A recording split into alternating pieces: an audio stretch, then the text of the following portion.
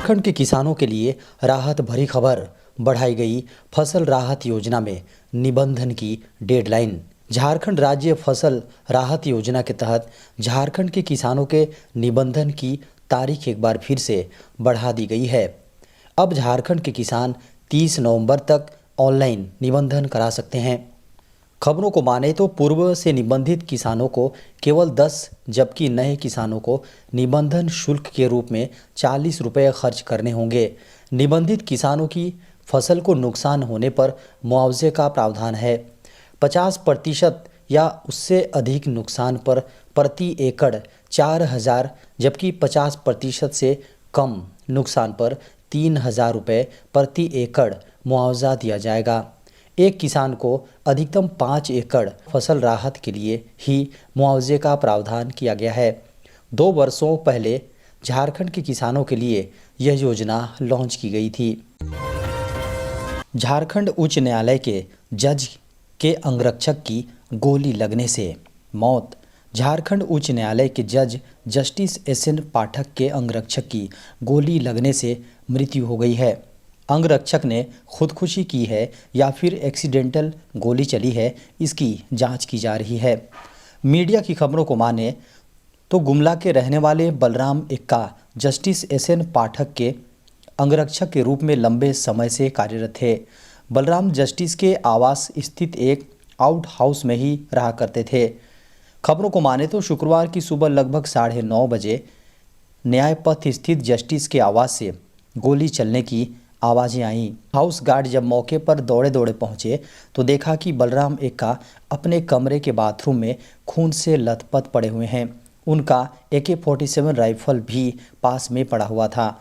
आनन फानन में बॉडीगार्ड को नज़दीक के अस्पताल ले जाया गया, लेकिन डॉक्टरों ने उन्हें मृत घोषित कर दिया। दशहरे के दिन झारखंड में दिखेगा चक्रवात का असर, होगी बारिश।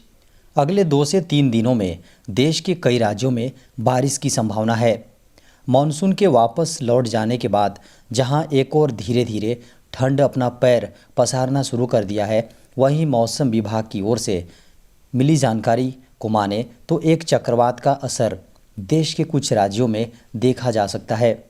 झारखंड की राजधानी और आसपास के क्षेत्रों में अगले 4 दिनों में न्यूनतम तापमान में 3 से 4 डिग्री सेल्सियस की कमी होने की संभावना है। मौसम विभाग के अनुसार 22 व 23 अक्टूबर को आकाश में बादल छाए रहेंगे और 24 को बारिश हो सकती है।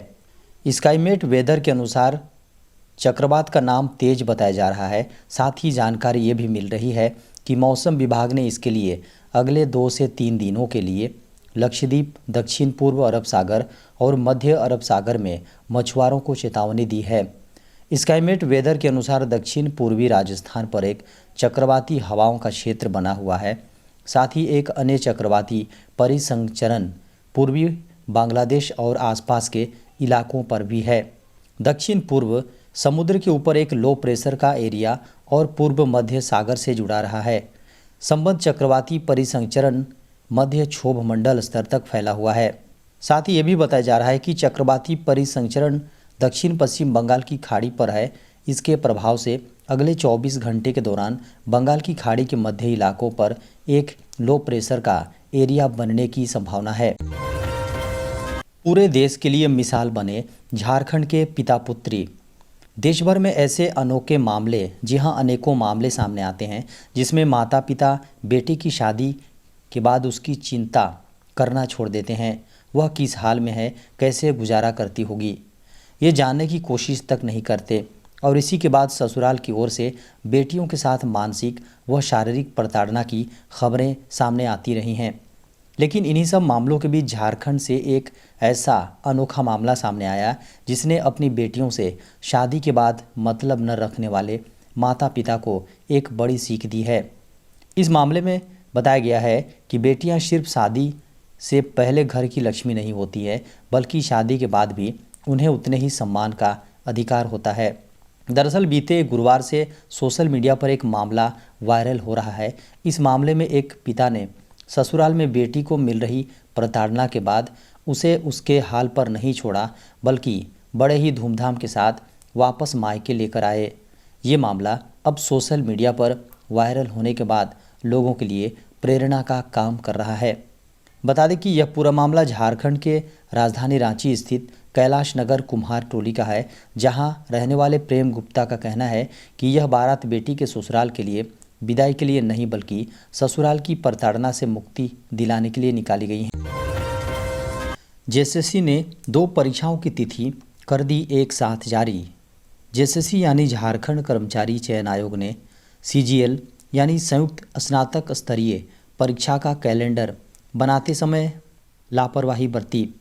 ये मामला है कि इस बार जेएसएससी द्वारा जारी कैलेंडर में 2 एग्ज़ाम की तारीख एक साथ कर दी गई है, जिसे प्रतियोगी परीक्षाओं की तैयारी करने वाले छात्र परेशान हैं। उनका कहना है कि लंबे समय बाद सीजीएल की वैकेंसी निकली हैं, उसके बाद भी इस तरह की लापरवाही समझ से परे है।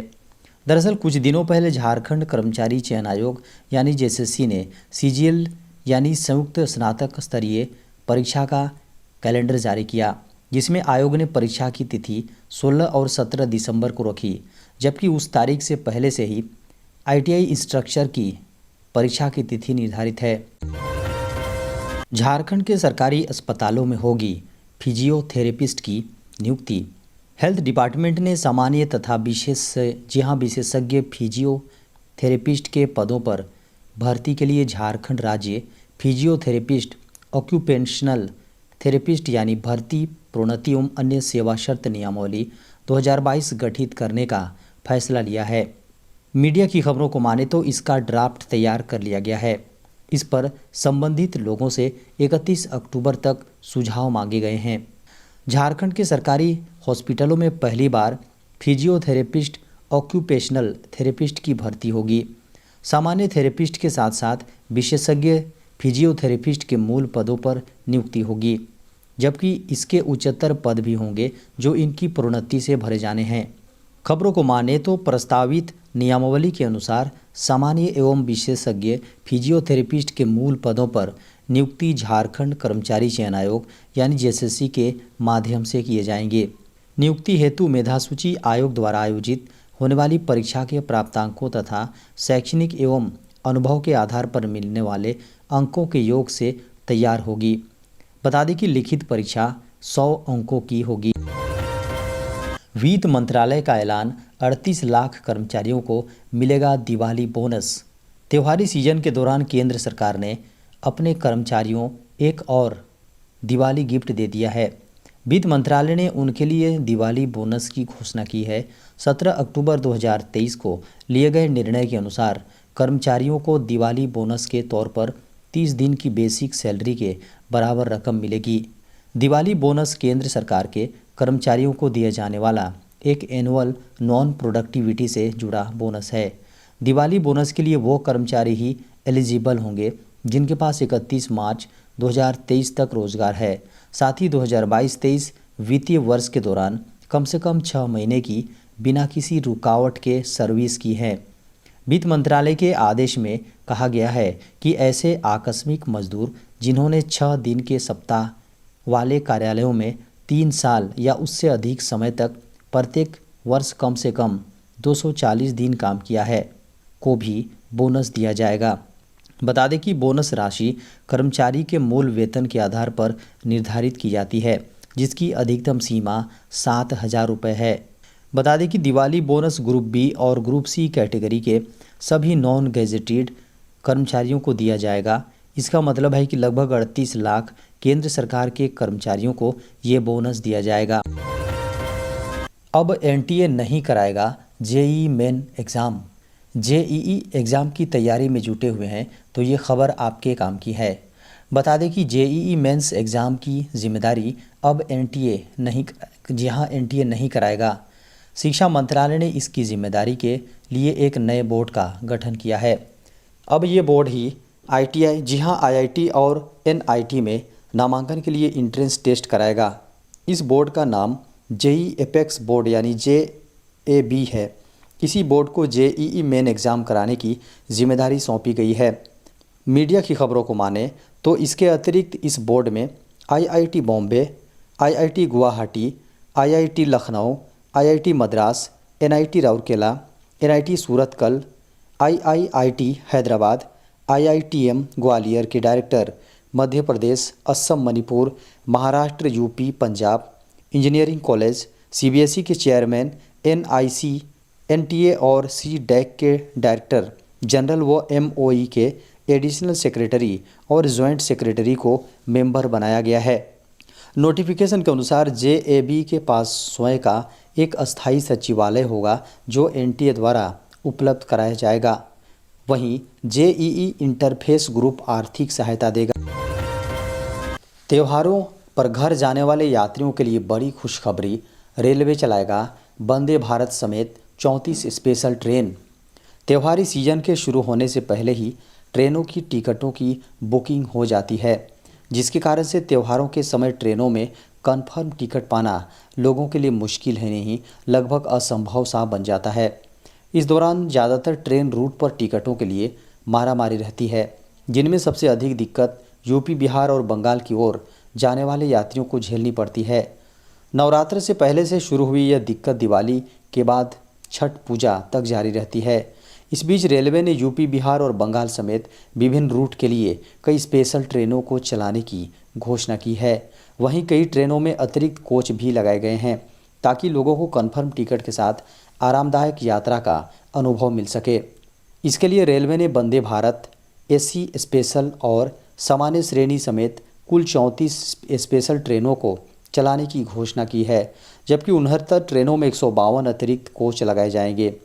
ये सभी ट्रेनें त्योहारों के दौरान 377 फेरे लगाएंगी।